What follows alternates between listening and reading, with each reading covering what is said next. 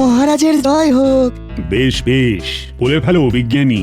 মহারাজ, আমার গবেষণাগারটিতে নতুন কিছু যন্ত্রপাতি আনা প্রয়োজন, এই যেমন অনুবীক্ষণ যন্ত্র ও আরো কিছু সহযোগী যন্ত্র। তাহলে মনে হয় বিজ্ঞানী খুব শিগগির নতুন কিছু আবিষ্কার করতে চলেছে। হ্যাঁ, তুমি ঠিক বলেছো গোপাল।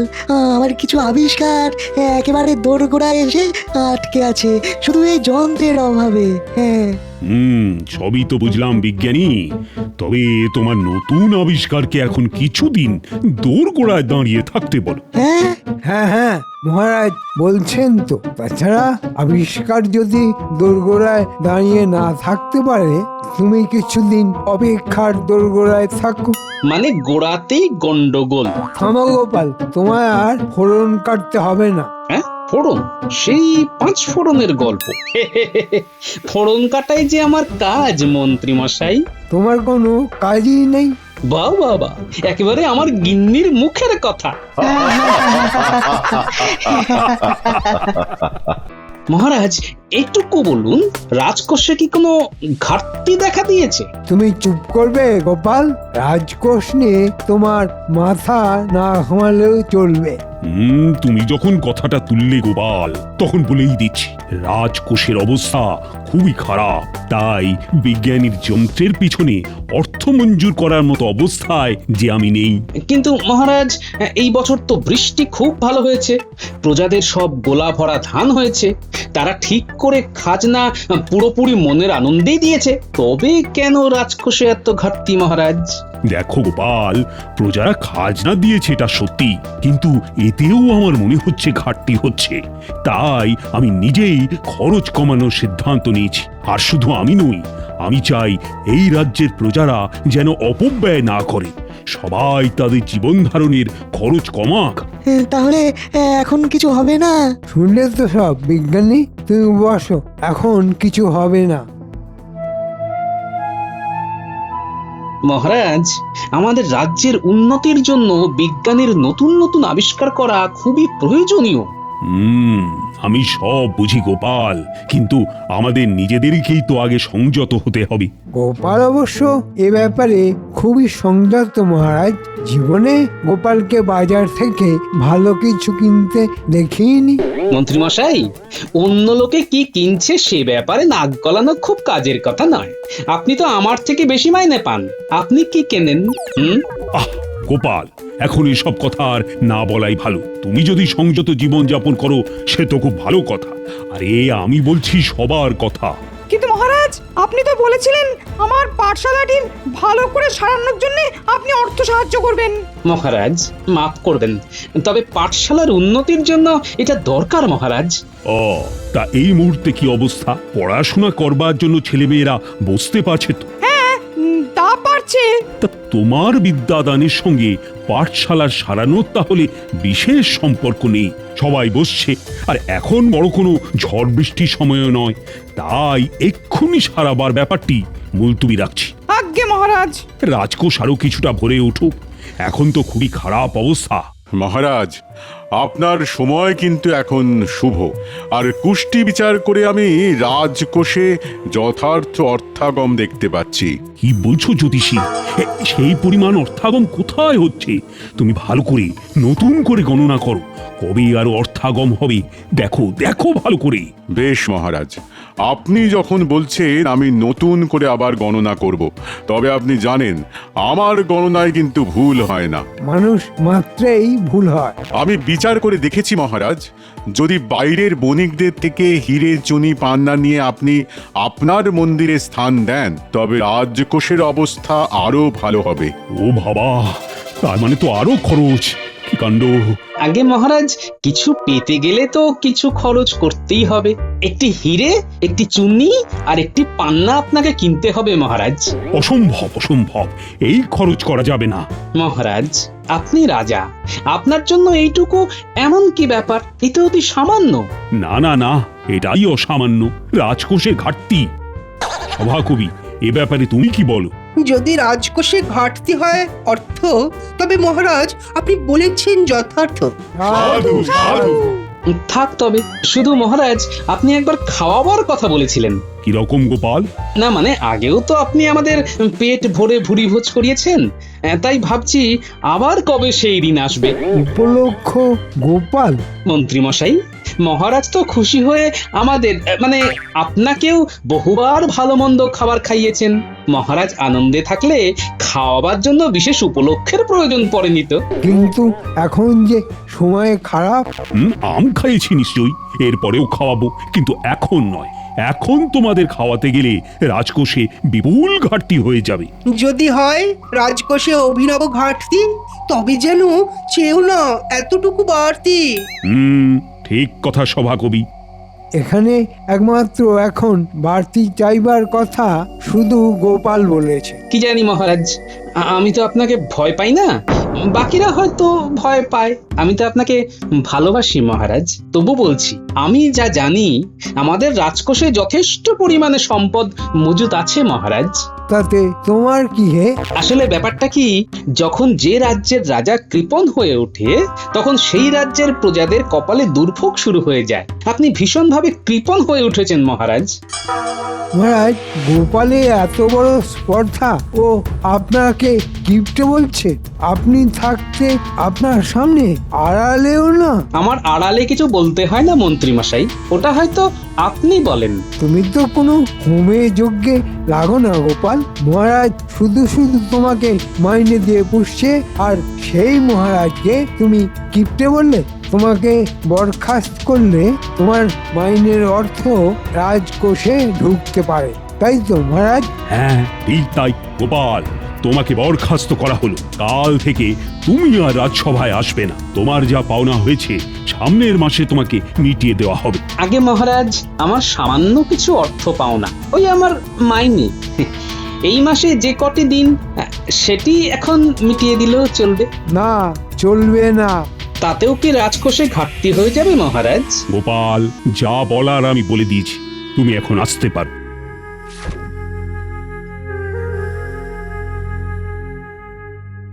আর আজকে সভা এখানেই শেষ হলো।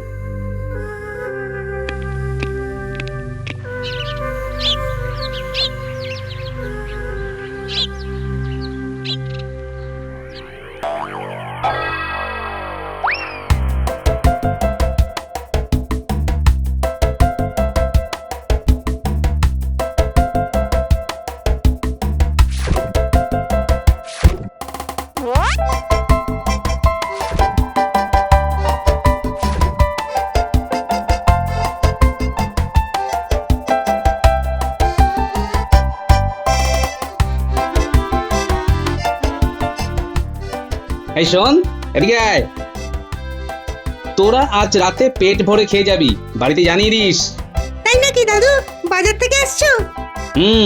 মন খুলে বাজার করেছি। কি খাচ্ছ দাদু? তোদের ভালোবাসার সব কিছু এনেছি রে। ভালো মাছ, সবজি, পায়েসও হবে। বাহ বাহ, খুব মজা হবে। এছাড়া মুরকি, মিষ্টি, দইও আছে। কিন্তু হঠাৎ কি ঘটলো বলো তো দাদু? আরে ভালো খেতে ইচ্ছে করলে এমনিই খাওয়া যায়, কোনো পার্বণের প্রয়োজন পড়ে না, বুঝলি? চলে আসিস।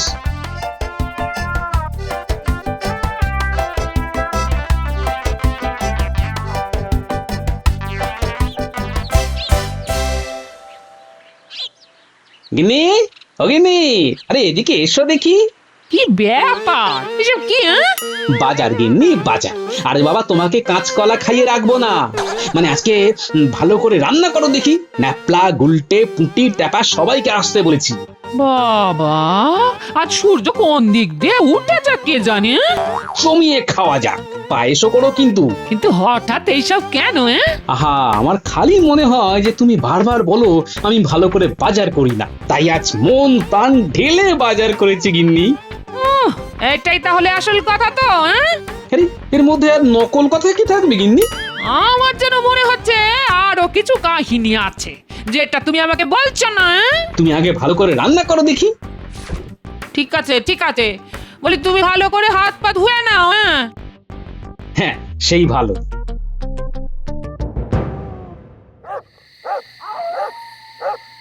কিরে, সবাই কেমন খাচ্ছিস? তোদের দিদিমা কিন্তু খুব ভালো রান্না করে, বুঝলি? পারছি দাদু। দাদু আর একটু পায়েস হবে? কেন হবে না, নিশ্চয়ই হবে। শুনছো? শুনেছি তোমাদের সব কথাই শুনতে পাওয়া যায়। সবাইকে আর একবার করে পায়েস দিচ্ছি। হ্যাঁ, খুব মজা, আবার পায়েস।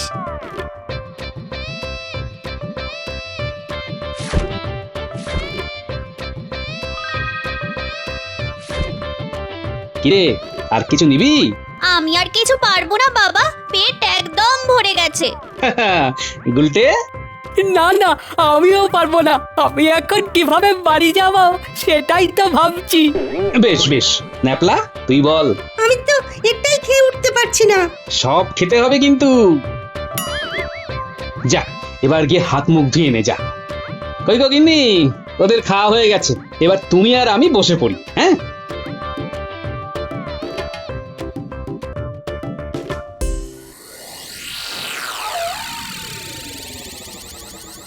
তুমি তখন থেকে কি এত ভাবছো বলো তো? বুঝলে গেনে, আজ দারুণ কাণ্ড হয়েছে। কি কাণ্ড? মহারাজ গোপালকে রাজসভা থেকে বরখাস্ত করেছেন। সে কি? ওদের তাহলে চলবে কি করে? তোমাকে অত কে ভাবতে বলেছে? ওদের ব্যাপার ওরা বুঝে নেবে, আমার ভাববার দরকারই নেই। না না না, আছে আছে। কি আছে? গোপালকে বরখাস্ত করাতে আমার অনেক সুবিধে হয়ে গেছে। এখন মনের আনন্দে আমি খালি রাজকোষের ঘাটতির পর ঘাটতি করে যাব। মহারাজ নিজেও খুব কিপটেমি শুরু করেছে। সে কি? হ্যাঁ, আগে রাজকোষের পাহারাদার ছিল 4 জন, আর এখন 2 জন। বাকি 2 জনকে মহারাজ বেতন না দিতে পেরে কাজ থেকে সরিয়ে দিয়েছেন। মহারাজ এত কিপটে হয়ে গেছে? এই তো দেখছি।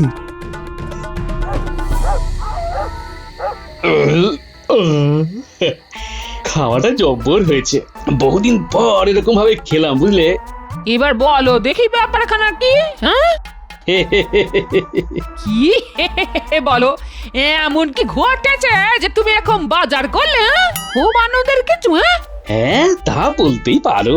এখন থেকে বাড়িতেই আরাম করে থাকবো। মানে বাড়িতে আরাম করে থাকবে মানে কি গো? মানে আমি রাজসভার চাকরি থেকে বরখাস্ত হয়েছি। মহারাজ কৃপণ হয়ে গেছেন, আমি সেটা সবার সামনে প্রকাশ্যে বলেছি। এবার আমাদের কি হবে গো? কি আর হবে, আজকে ভালো করে খেয়ে নিলে কাল থেকে কাঁচকলা আর মূলো সেদ্ধ কপালে আছে। তোমাকে এত কথা মহারাজকে বলতে কে বলেছিল? কেউ না গিন্নি, কেউ না। আমার যা মনে হয়েছে তাই বলেছি। আমার কোনো রাগ দুঃখ অভিমান নেই। মহারাজকে আমি চিনি। কদিন একটু ছুটি কাটাই, মহারাজ নিজে থেকে আসবেন আমার কাছে। মরণ! আর তবে আরেকটি জিনিস আমাকে করতে হবে। আমার কাছে রাজসভার তরফ থেকে কিছু নিমন্ত্রণ পত্র খালি আছে। এমনি আমার এখন লাগবে তুলি, কলম আর কালি। তোমার মাথাটা দেখছি একেবারে বিগড়ে গেছে। হ্যাঁ, না গো গিন্নি না, তুমি শুধু দেখো কি হতে চলেছে। আমি বরখাস্ত হয়েছি এই রটনা হবার আগেই আমাকে যা করার করতে হবে।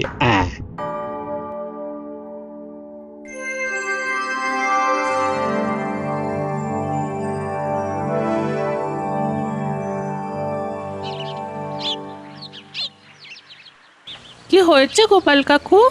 আজ আমি একটি বিশেষ কাজে এসেছি। বিশেষ কাজ? কি কাজ গো? বসো না, দাঁড়িয়ে রইলে কেন? না না, অনেক জায়গায় আজ আমাকে যেতে হবে। বলতে গেলে এই রাজ্যের সব জায়গায়। কাকু বলো তাহলে। আমাকে কিছুই বলতে হবে না, এটি একটি আমন্ত্রণ পত্র। এটি পড়লেই তুমি সব বুঝতে পারবে। বললে নিয়ে এসো। আশা করি সবকিছু কুশলী আছে। এই পত্রে আমি আপনাদের আমার ও রানীর বিবাহ বার্ষিকী উপলক্ষে আমন্ত্রণ জানাচ্ছি। আগামী বুধবার রাজবাড়ি প্রাঙ্গণে আপনাদের সবার জন্য একটি প্রীতি ভোজের আয়োজন করা হয়েছে। আপনারা উপস্থিত হলেই আমাদের আমন্ত্রণ সার্থক। ইতি রাজা কৃষ্ণচন্দ্র।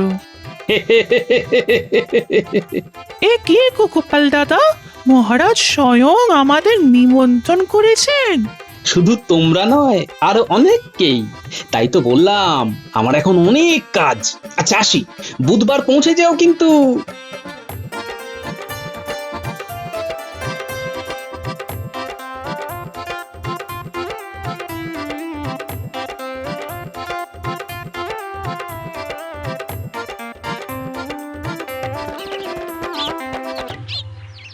কম পরিশ্রম করতে হচ্ছে।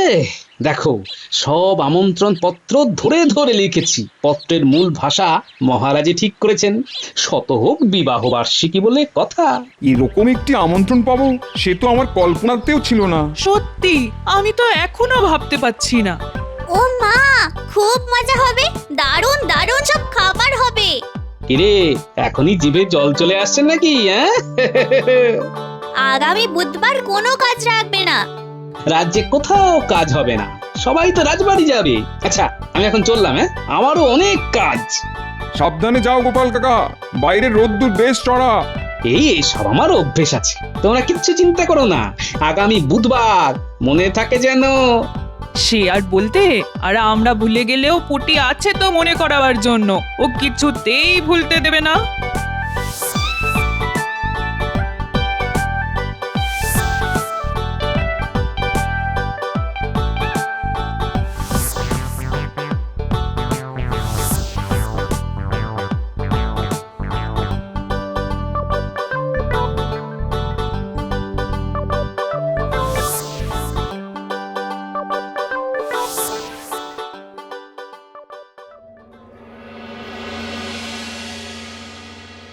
মহারাজ, রাজকোষের অবস্থা তো খুব খারাপ হয়ে রয়েছে। এখন নবাবকে কি বলে জবাব দেব? নবাব জানতে চাইছেন। কি আশ্চর্য! আহ, নবাব তো জেনেই খালাস। যত ঝামেলা আমাদের। নবাবকে জানিয়ে দাও। হ্যাঁ বলুন মহারাজ, কি হলো মহারাজ বলুন। আরে বলবো তো বটে, কিন্তু কি বলবো সেটাই তো ভাবছি। এর তো খুব সোজা মহারাজ। এখন আমরা কেউ কোনো কর আদান প্রদান করব না। এতে মানুষের উপকারী হবে। ভবিষ্যতে রাজকোষ জমজমাট হলে আমরা যা পারি খাজনা দিয়ে দেব। মন্ত্রী, এটা কি নবাবের পত্রের জবাব? তুমি কি চাও নবাব আমাদের কৃষ্ণনগর আক্রমণ করুক? না না মহারাজ, আমি একেবারেই চাই না। তুমি তাহলে চুপ করো। এই সময় আমার দরকার ছিল গোপালের। কি যে হলো! ক্ষমা করবেন মহারাজ, কিন্তু কারো প্রতি দুর্বলতা কি মহারাজকে শোভা পায়? গোপালকে আপনি অনুভব করছেন বুঝতে পারছি, কিন্তু গোপালেরও তো উচিত ছিল আপনার কাছে এসে ক্ষমা চাইবার। মনে রাখবেন, তা সে চায়নি।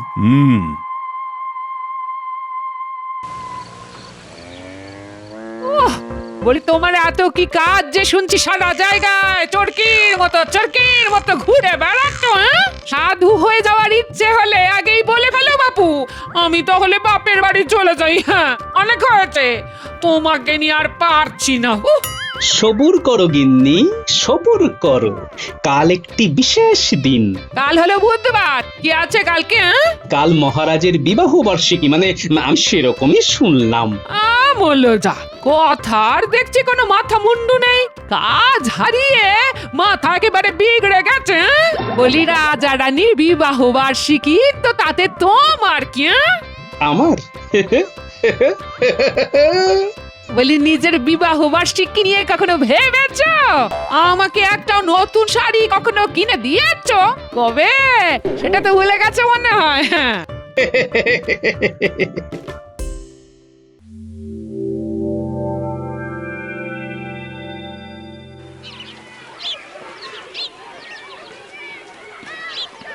মন্ত্রী, এসব কি হচ্ছে?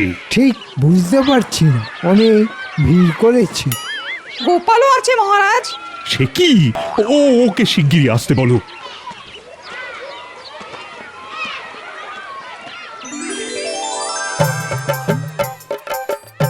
আমি জানতাম আপনি আমাকে ডেকে পাঠাবেন। প্রথমেই বলি, এই যে ভিড় হয়েছে এই ব্যাপারে ওই সভাকবি, জ্যোতিষী, বিজ্ঞানী, পণ্ডিত সবটাই জানে। সে কি? তোমরা জানতে? কিন্তু গোপাল, এত ভিড় কিসের জন্য? আগে মহারাজ, আজ যে আপনার বিবাহ বার্ষিকী, তাই আমি নিজেই আপনার হয়ে আমন্ত্রণ জানিয়েছি মহারাজ। এরা সবাই ভুরি ভোজ করতে এসেছে। হ্যাঁ? আজ আমার বিবাহ বার্ষিকী। আগে মহারাজ, আপনার তো খাওয়াতে একটা উপলক্ষের দরকার ছিল। আমার উদ্দেশ্য ছিল ভালো করে খাওয়া। এখন যারা এসেছে তাদের যদি না খাইয়ে ফেরত পাঠান, তাহলে যে রাজবাড়ির সম্মান একেবারে থাকবে না মহারাজ। বুঝেছি গোপাল, বুঝেছি। আর তোমরাও সব জানতে। আজ্ঞে মহারাজ, গোপাল যা বলেছে একেবারে সত্যি। আমরা জানতাম, কিন্তু মন্ত্রীর কানে পৌঁছায়নি, কারণ মন্ত্রী আজকাল রাজকোষ নিয়ে বড়ই ব্যস্ত। বেশ বেশ বেশ, তবে তাই হোক। সকলকে ভালো মন্দ খাওয়ানোর ব্যবস্থা হোক।